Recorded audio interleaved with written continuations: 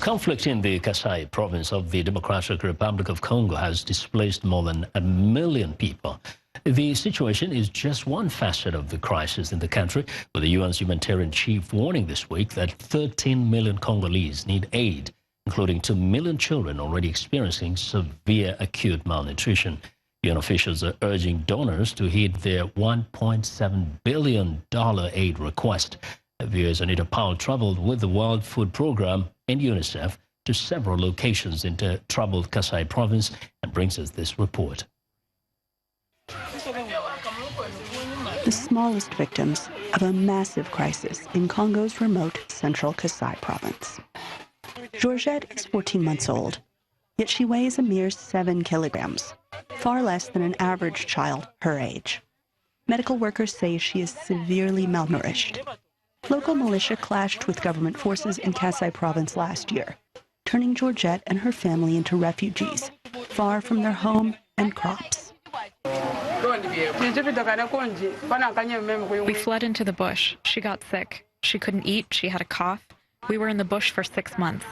Georgette is but one of more than 50,000 children treated in the past year by the United Nations Children's Fund and other aid groups. UN agencies have asked for an unprecedented $1.7 billion for Congo, most of it for this region. But they have received but a tiny fraction of that from donors. We estimate that 850,000 children were affected. So it's been very serious. A lot of people are still displaced. They cannot go back to their homes. They couldn't go and do the planting season. They're hungry, they're in need, and they're desperate. Local health workers say they've never seen it so bad. The greater Kasai region, of 3 provinces the size of Germany, has never been well off.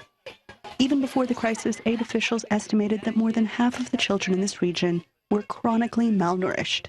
The conflict between an armed militia and the Congolese army, both of which are accused of committing heinous crimes, has pushed an already vulnerable population over the edge, locals say. If the international community brings us some support, it would make us happy and be a good help.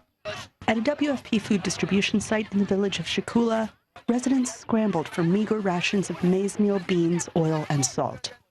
The rations may save lives, but locals say they are still suffering. With students in a state of weakness, we are teaching them, but it's hard for them to follow. Even the teachers aren't in the mood to teach because they have empty stomachs. UNICEF warns that as many as 400,000 children under the age of 5 could die this year from acute malnutrition unless the agency gets the funds and the access to help. It's a difficult number to imagine, but for many of these mothers, those numbers mean little.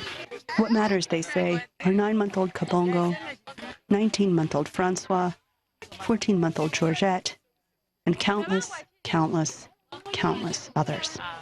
Anita Powell, VOA News, Kananga, Democratic Republic of Congo.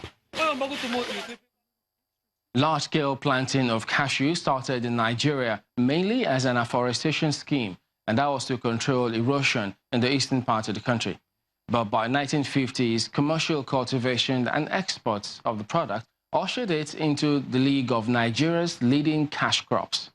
Today, Nigeria is one of the top 10 producers of cashew, and the crop remains a foreign exchange earner as well as a source of income for many Nigerians.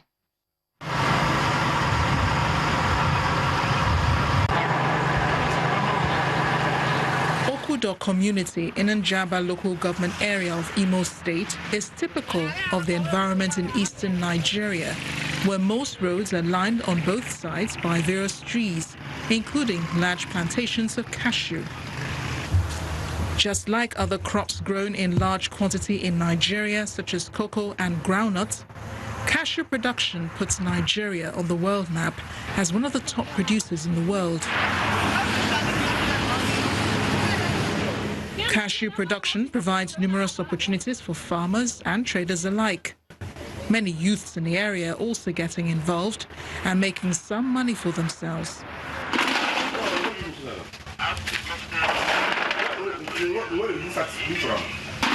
It is more difficult for those processing it into the tasty edible nut. Because it is done mainly manually, exposure to heat is the most difficult part.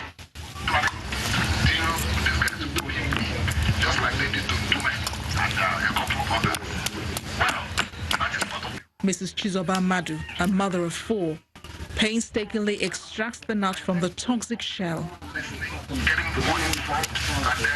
But this is nothing compared to being able to put food on the table, as the cashew is acquired at no cost from the bush. There